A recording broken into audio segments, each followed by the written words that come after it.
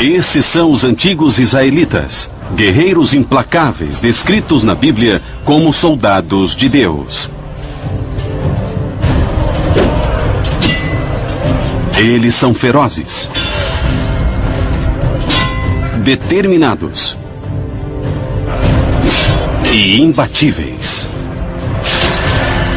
Seu líder é Josué, um estrategista militar brilhante, determinado a levar os israelitas até a terra prometida, a terra de Canaã. Para cumprir sua missão, Josué e seu exército travam algumas das batalhas mais brutais descritas na Bíblia. Talvez nenhuma seja mais conhecida que a Batalha de Jericó. Uma história intrincada de espionagem, guerra psicológica e extermínio de uma população inteira. Mas Jericó é só a primeira em uma longa lista de campanhas militares planejadas para conquistar a terra de Canaã. Uma campanha cheia de sangue e morte.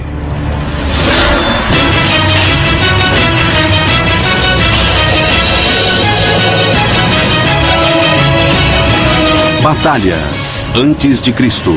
Josué, a matança épica. O poder militar de Josué é primeiro descrito na Bíblia durante a grande campanha do Êxodo na saída do Egito no século 14 a.C. Logo depois dos israelitas terem atravessado o Mar Vermelho, eles são encurralados por um grupo cananeu chamado de Amalequitas. O líder israelita na época era Moisés.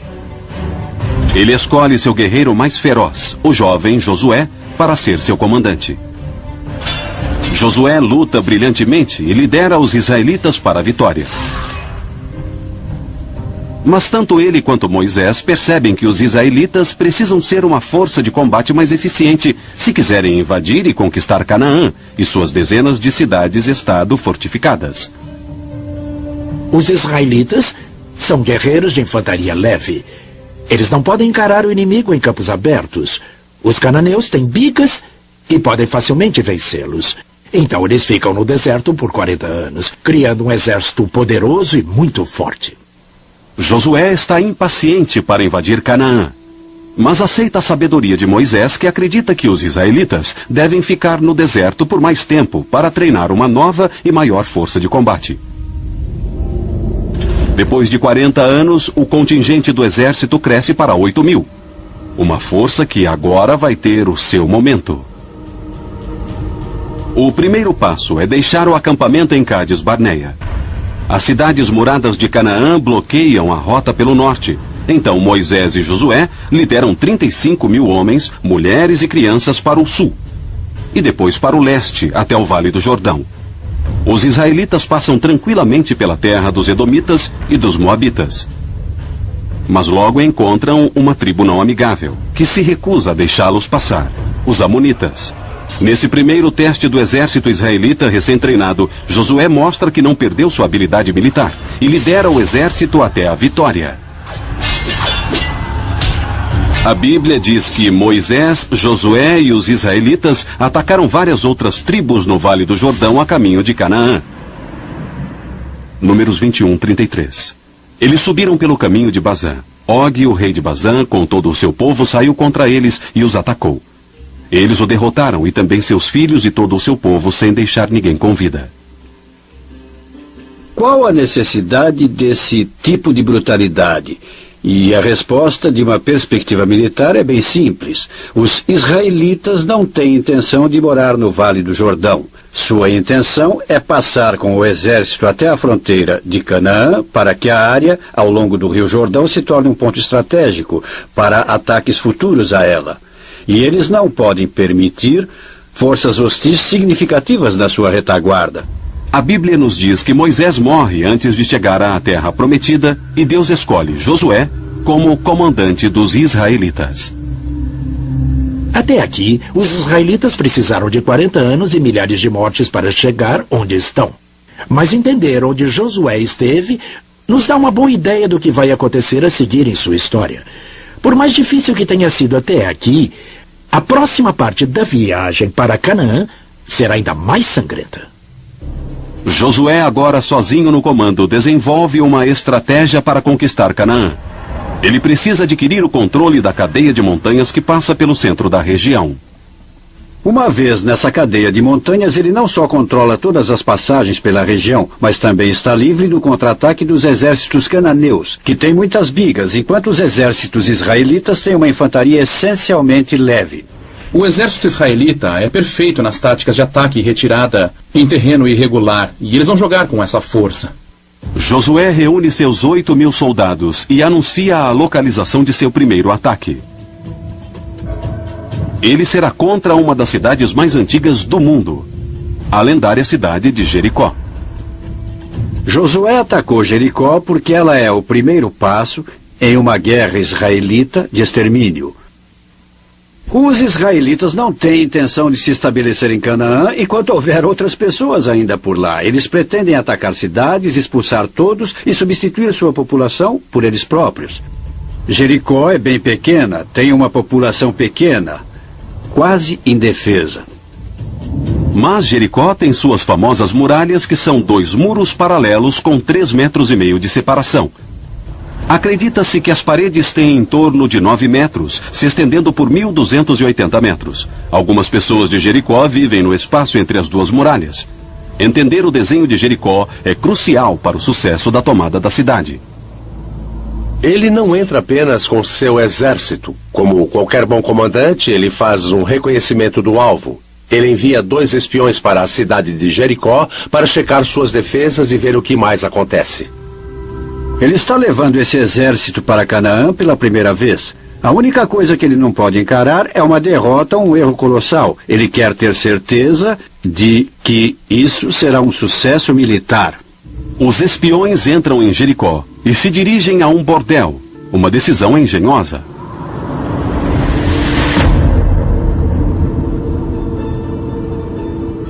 A escolha de uma pensão ou uma casa de prostituição é absolutamente brilhante. É uma cidade pequena, os estranhos são imediatamente reconhecidos.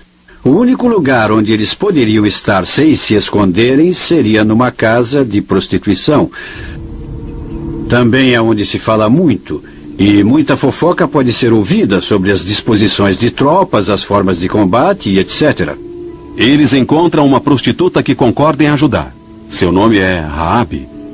Raabe conta aos espiões israelitas sobre a situação de Jericó. E o que fica bem claro é que eles têm um moral muito baixo. As histórias das grandes matanças durante a campanha jordaniana chegaram aos seus ouvidos. Então eles estão morrendo de medo de serem atacados. A Bíblia diz que Raabe mora entre as 2 muralhas paralelas. Isso é importante porque, como veremos, há alguns que acreditam que a localização do apartamento de Raabe é a chave para o desenrolar da Batalha de Jericó. Agora anoiteceu e os espiões israelitas estão prontos para sair de Jericó e levar o relatório de inteligência a Josué. Mas seu disfarce é descoberto. O serviço de inteligência do rei de Jericó descobre que espiões israelitas estão na cidade e os rastreia até o apartamento de Raabe. Eles exigem que ela entregue os 2 espiões israelitas. De acordo com a Bíblia, Raabe acoberta os israelitas. De fato, esses homens vieram aqui, mas eu não sabia de onde eram. À noite, ao fecharem a porta da cidade, eles foram embora, não sei para onde. Vão atrás deles. Certamente os alcançarão. Parece que eles ficam satisfeitos com essa explicação. Imagine-se que eles fariam uma busca, mas dada a profissão de Raabe, ela devia ser bastante persuasiva. Então, onde estariam os espiões? A Bíblia diz que ela os escondeu no telhado. Cobertos pela noite, os espiões escapam da cidade e voltam para Josué. Mas antes de irem, eles dizem a Raabe: por ter nos ajudado, quando houver o ataque à cidade, queremos que você e sua família sejam poupados. E para sabermos que essa é a sua casa, Pegue um cordão vermelho, amarre na janela e nenhum mal acontecerá a você ou à sua família. Raabe amarra o cordão vermelho na janela e os espiões descem por uma corda para fora da muralha. Os homens relatam a Josué informações importantes. A pequena população de Jericó está aterrorizada e, portanto, vulnerável. A informação dá a Josué a confiança de que agora é hora de atacar a cidade. Josué lidera seu exército pelo rio Jordão em direção a Jericó. É um exército grande. Nossas estimativas falam de 8 a 9 mil homens. Um dos maiores exércitos que já foram postos em campo em Canaã. Dentro das muralhas, os cidadãos estão apavorados. Aí vem o exército que eles sabem que matou todo mundo a caminho do Vale do Jordão. Jericó é uma cidade pequena de apenas 3 hectares, praticamente o tamanho de 8 campos de futebol americano. Para estimar a população da antiga Jericó, baseado em referências, os historiadores falam em 830 habitantes por hectare urbanizado. Isso vezes uns 8,5 hectares e você chega a uma população de aproximadamente 2.500 mais ou menos.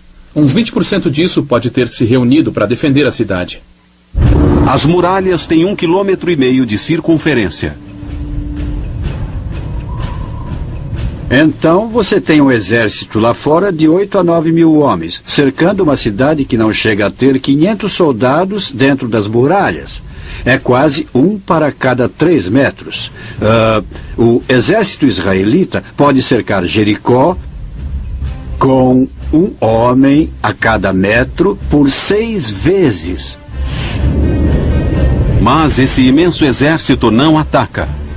Durante 6 dias, Josué marcha com seus homens ao redor de Jericó.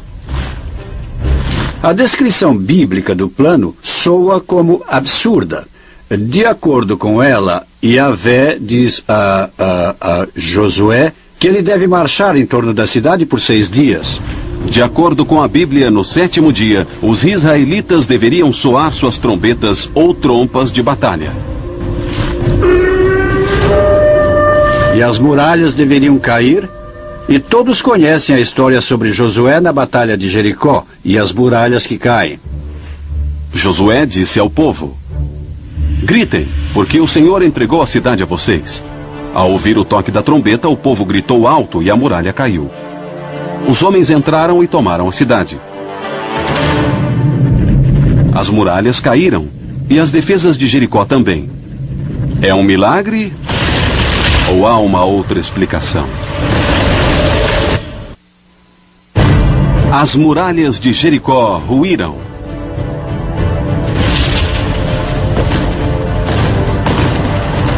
Josué e os israelitas têm sua primeira vitória em Canaã.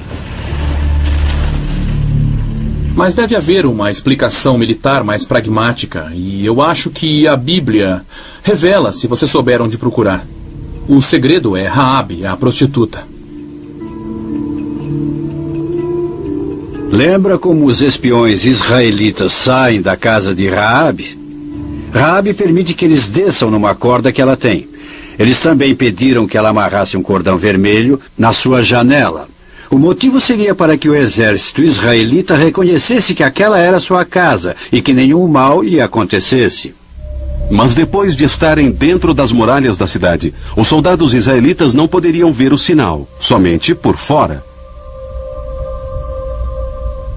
Agora você pergunta, o que significa um cordão vermelho pendurado em uma janela 2 ou 3 andares acima? Acho que essa é a resposta sobre como as paredes caíram.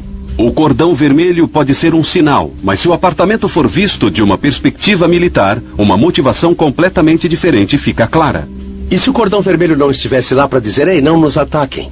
E se fosse um convite para subirem?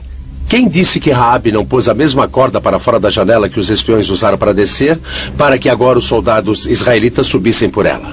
O exército israelita cria o disfarce perfeito, com esses soldados marchando ao redor da cidade, soprando ruidosamente suas trombetas de batalha. Enquanto houvesse o barulho, ficava fácil que 8, 10, 12 homens por vez subissem pela corda, até o apartamento indicado pelo cordão vermelho e se escondessem dentro dele ou no teto. Durante 6 dias, 10 homens de cada vez, seriam uns 50 ou 60 homens agora dentro da muralha. No 7º dia, o exército ainda marcha em torno da cidade. Josué dá o comando e, mais uma vez, os israelitas sopram suas trombetas. Apenas uma última vez. Que barulho era esse? Provavelmente um sinal para os homens das operações especiais, e o que eles devem ter feito foi sair rapidamente. E atacaram o seu alvo por dentro, abriram o portão e as muralhas caíram. Por ter mais homens do lado de fora em relação aos cidadãos de dentro, eles poderiam facilmente derrubar uma parte da muralha. Isso pode ter facilitado que soldados israelitas subissem no topo e as muralhas, metaforicamente falando, começassem a ruir. Com a cidade nas mãos de Josué, o que ele fez a seguir realmente horroriza pessoas que leem a Bíblia. Ele executou toda a cidade à espada.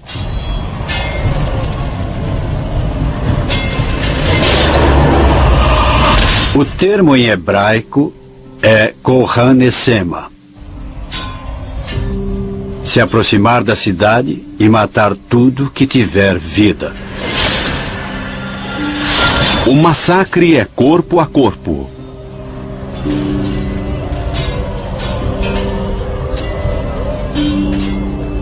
É uma guerra de extermínio. Josué envia um recado a outros reis de Canaã. Esse é seu destino se não forem embora.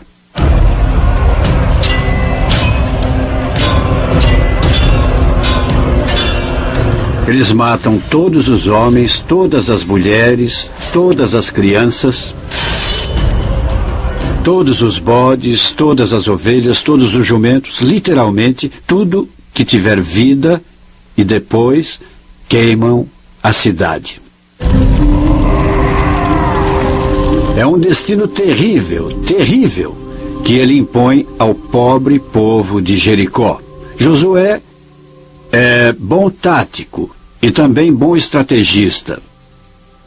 Mas dá para suspeitar também que ele seja um homem intoxicado por Deus.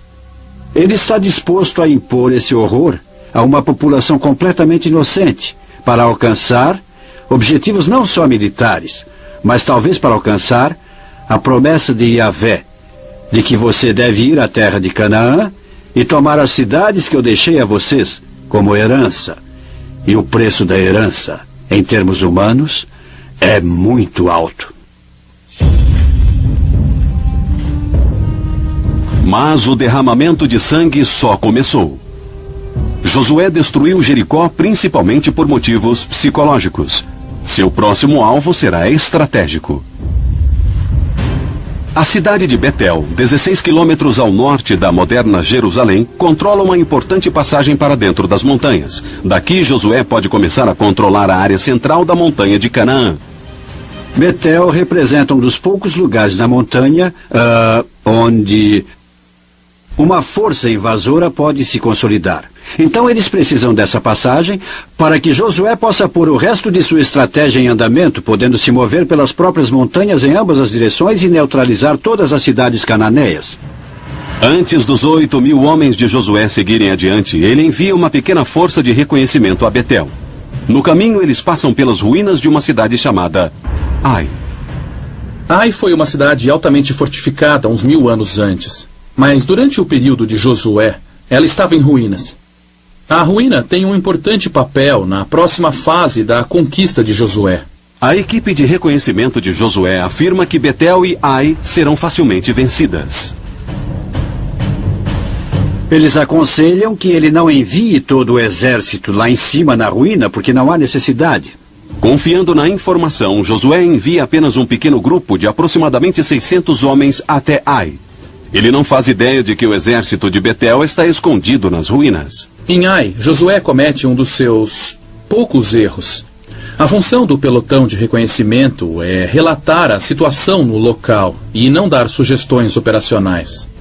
Enquanto o resto do pelotão fica de fora, uma pequena equipe de reconhecimento entra nas ruínas.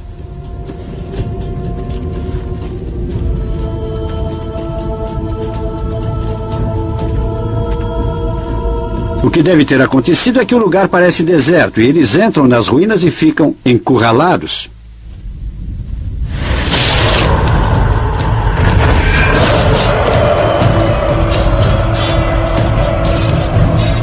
A maior parte da equipe de reconhecimento é morta. O resto do pelotão israelita fora das ruínas entra em pânico e parte em retirada.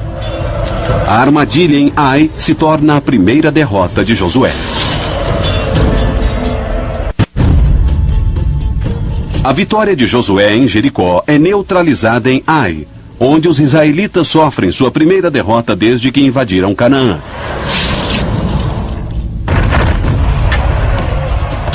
Um pequeno pelotão de soldados israelitas é encurralado e morto por um grupo cananeu chamado de Betelitas.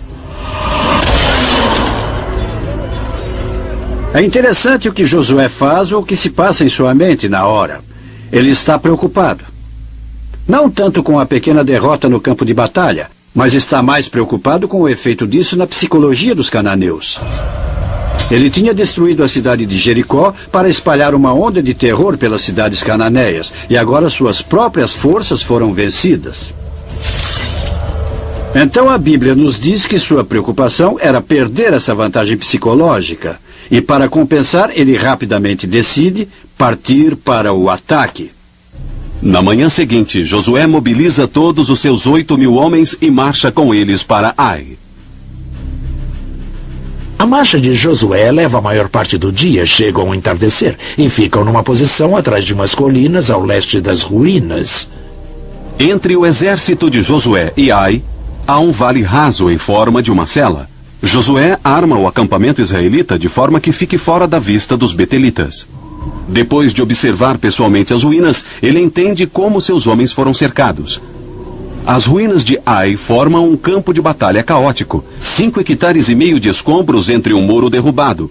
É uma confusão de ruínas e de prédios demolidos. Um território perfeito para emboscadas.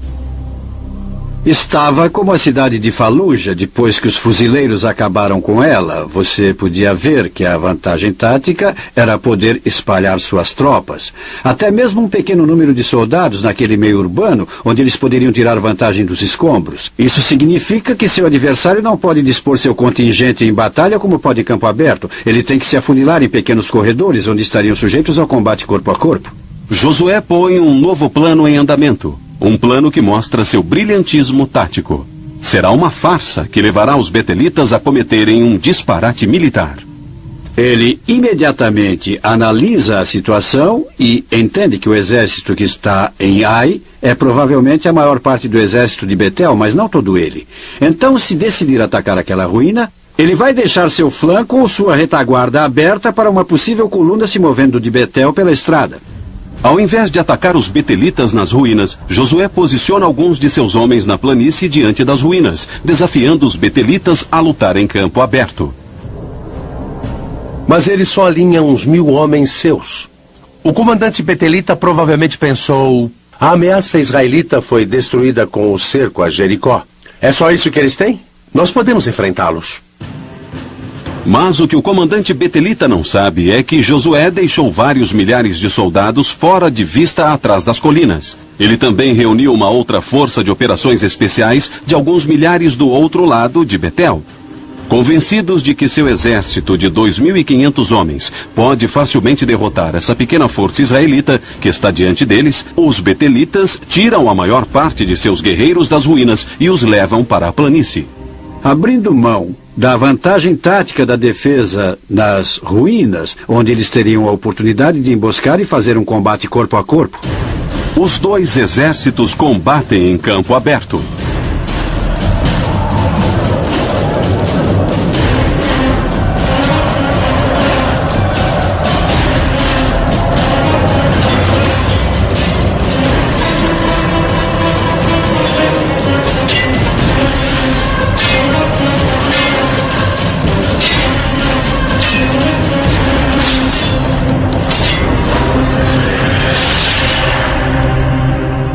O sangue, os pelos e os olhos se misturam e a batalha é feroz. A espada de bronze é a principal arma de ambos os exércitos.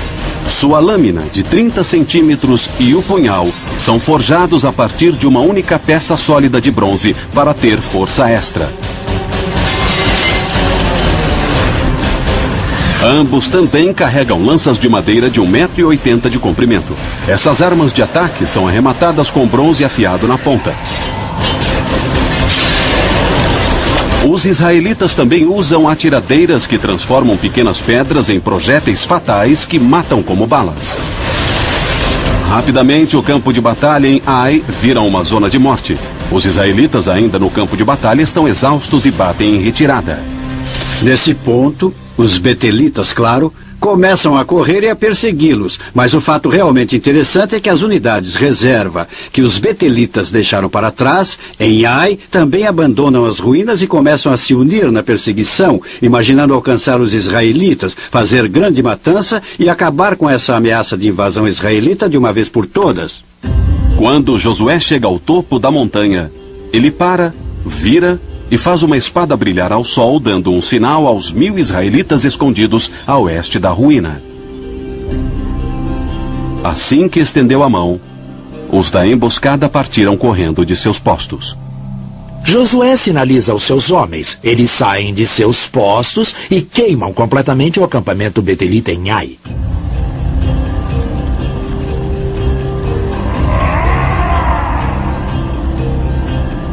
Agora, os betelitas em terreno aberto olham para trás e seu acampamento está em chamas. Eles percebem que também foram pegos por trás. Mas Josué não terminou. Ele dá outro sinal. Dessa vez para o grupo principal de seu exército, por volta de 5.000 soldados. Eles esperavam atrás da serra. Dá para imaginar o terror dos soldados betelitas quando, de repente, um grupo enorme de 4 a 5.000 soldados que estavam escondidos até então aparece nos limites do vale e começam a lutar junto com as forças de Josué, que se viraram, se reuniram e começaram a atacar para baixo. Os betelitas são capturados entre duas forças israelitas. Sendo apenas 1/3 do contingente inimigo, os betelitas são encurralados e mortos.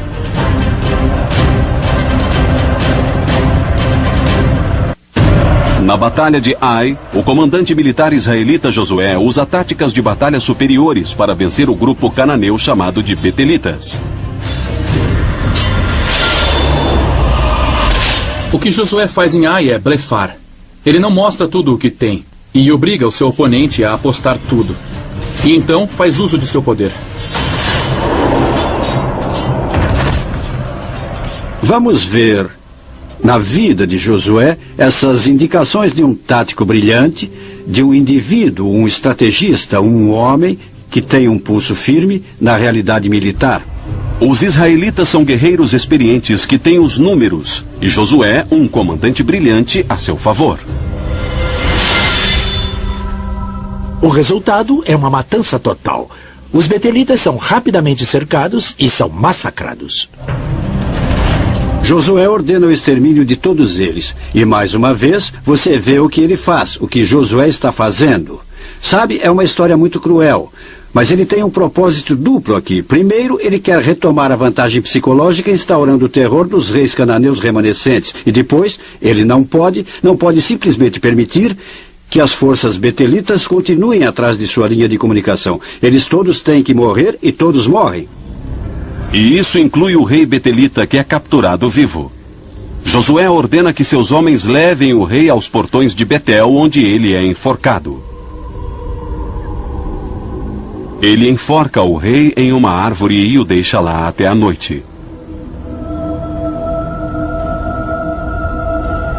Com a execução pública do rei betelita e seu exército destruído, a cidade estratégica de Betel se rende.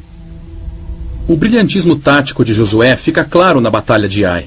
Se ele tivesse apresentado seu exército inteiro diante da cidade, os betelitas nunca sairiam e o enfrentariam em campo aberto. Eles teriam visto claramente que eram minoria e que seriam destroçados na cidade. E ele seria enredado em uma longa batalha lenta e desgastante. E isso era algo que Josué não poderia arriscar. Ele não poderia arriscar perder tempo e nem homens.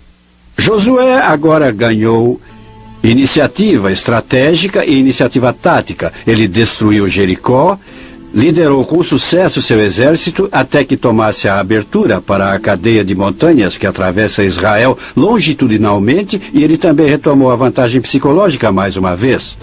Ele pôs medo nos corações dos reis cananeus, cujos reinos se localizam na cadeia de montanhas, principal alvo estratégico das operações militares de Josué. O próximo passo de Josué é diplomático. Ele convence tribos cananeias nas montanhas a se aliarem aos israelitas. Essas são tribos que estão armadas com suas próprias forças militares, assim como os israelitas, e estão fora da influência das cidades-estado cananeias.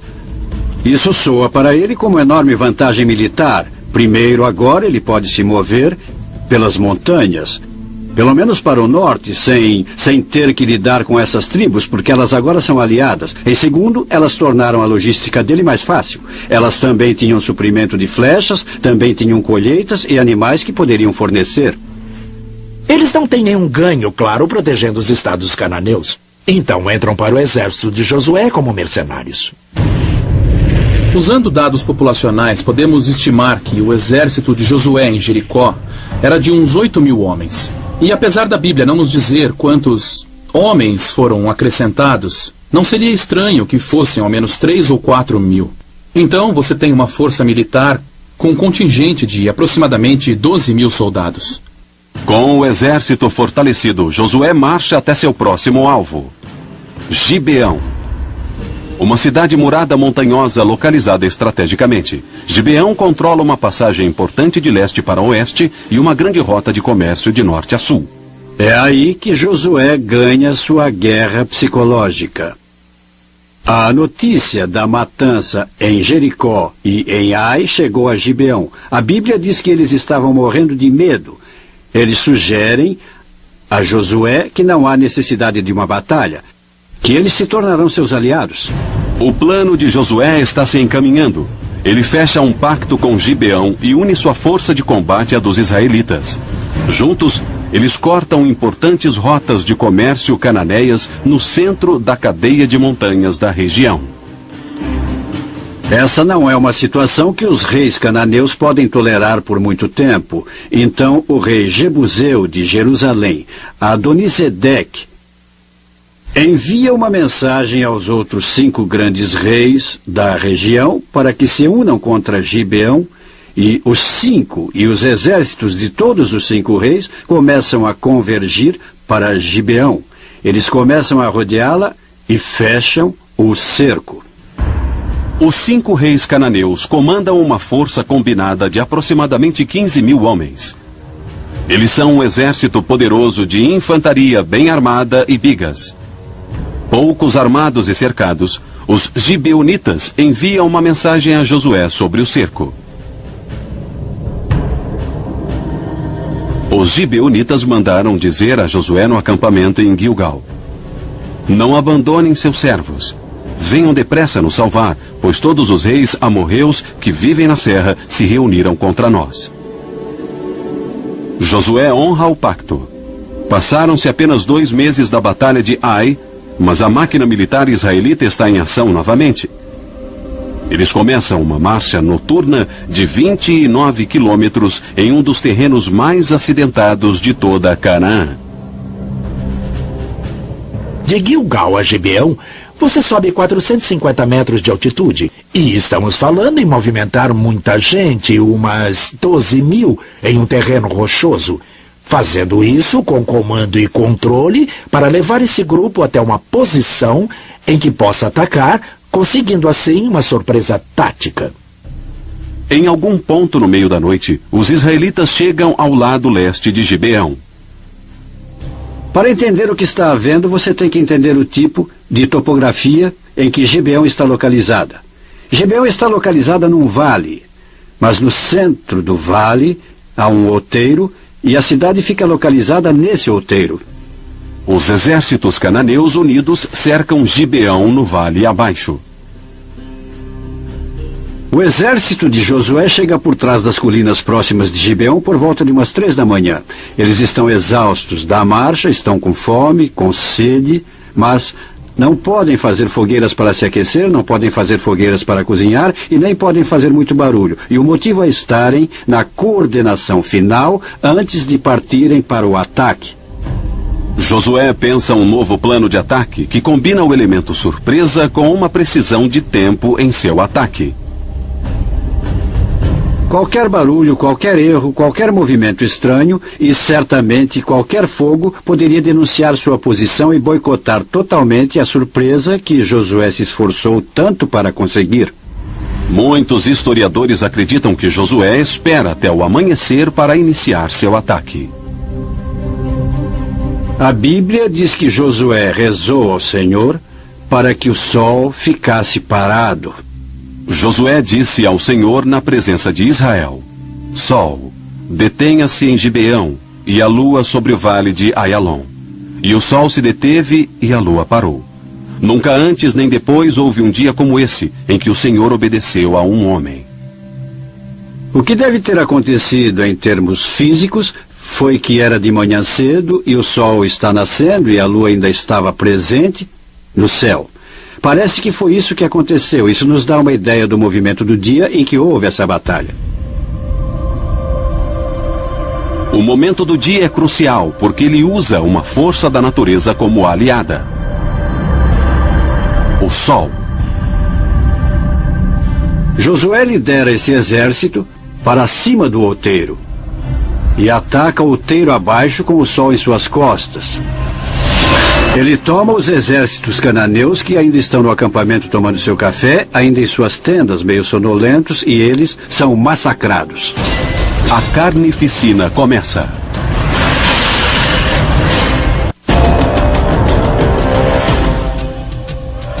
Amanhecer. Josué e o exército israelita atacam as forças cananeias próximas à cidade de Gibeão. Aí vem 12.000 israelitas aos gritos descendo a colina a toda velocidade. Você pode imaginar os soldados cananeus acordados pelos gritos de batalha do lado de fora de suas tendas.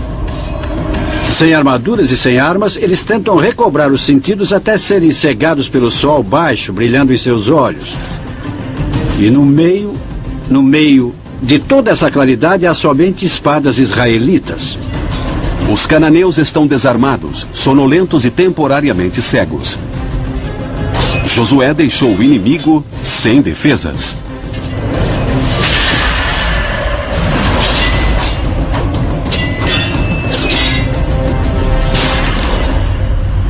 Vemos de novo seu conhecimento do terreno e sua tática. As montanhas rodeiam toda Gibeão. Josué poderia ter colocado seu exército em qualquer lugar, mas colocou numa posição em que, quando o sol nascesse de manhã, ele pudesse estar nas suas costas. E ele atacou um inimigo que ainda não comeu e nem acordou totalmente, tirando vantagem do terreno, da geografia e até do movimento do sol, transformando tudo em vantagem para seu objetivo tático. É uma matança fácil. Os que não foram mortos fugiram. Mas não há escapatória. Os israelitas caçaram todos, determinados a não deixar sobreviventes. O que Josué tem em mente é nada menos que o extermínio do exército de uma das mais poderosas cidades-estados em toda Canaã. Eles não devem sobreviver por mais um dia. Eles continuam caçando e perseguindo os cananeus que fugiram em todas as direções até o pôr do sol. Depois descansam naquela noite, levantam logo ao amanhecer e continuam a perseguição.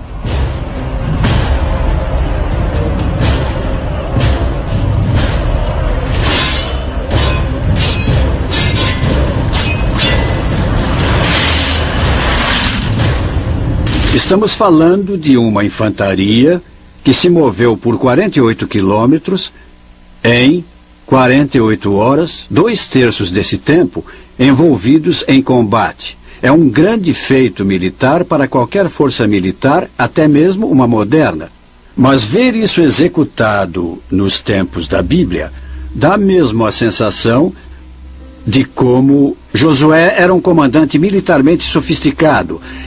É simples, basta ver que ele lutou uma das maiores e mais estudadas batalhas da história do mundo. É uma vitória estratégica crucial para os israelitas e um momento decisivo na invasão de Josué a Canaã. Nesse momento, Josué já tinha alcançado muitos dos seus objetivos estratégicos. Ele está no controle da maior parte da cadeia de montanhas. Ele também já fez acordos ou destruiu a maior parte das cidades-estado cananeias. Então, Josué foi bem-sucedido em grande parte. De acordo com a Bíblia, Josué continua vencendo dezenas de reinos cananeus, mas não consegue capturar toda a terra prometida.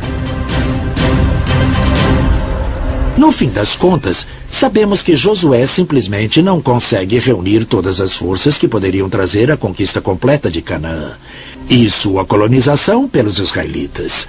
O resultado é que, como a Bíblia conta essa história, Josué nunca conseguiu fazer isso e assim morreu na amargura. No final de sua vida, Josué se aposenta do combate e cai no anonimato. Ele foi enterrado sozinho num lugar que, traduzido do hebraico, significa Montanha da Ira, e diz a Bíblia que ninguém foi ao seu funeral.